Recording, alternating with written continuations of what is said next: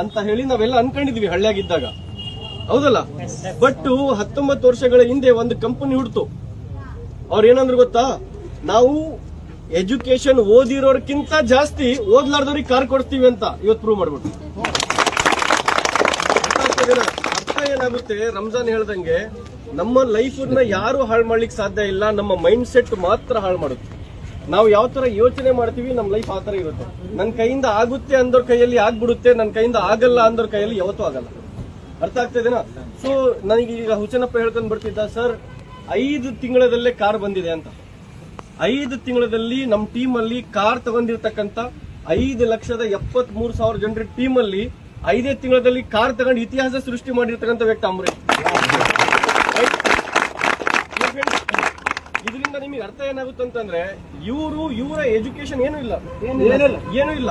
Without any education ಗಾರಿ ಕೆಲಸ ಮಾಡ್ಕೊಂಡು car ತಗೊಳಕ್ ಸಾಧ್ಯ ಆಗ್ತಿತ್ತ? ಯೋಚನೆ ಮಾಡಿ. 60-70 ವರ್ಷವರೆಗೂ ಕೂಡ ಅವ್ರು ಕಷ್ಟಪಟ್ಟರು ಕೂಡ ಕಾರಲ್ಲ, ಕಾರಿಂದ ಟೈರ್ ತಗೊಳಕ್ಕೂ ಸಾಧ್ಯ ಆಗ್ತಿರ್ಲಿಲ್ಲ. ಎಸ್ ಅವ್ರನು.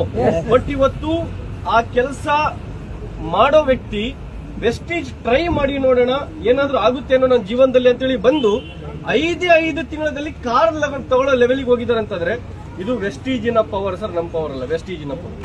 ಅರ್ಥ ಆಗ್ತದೆ?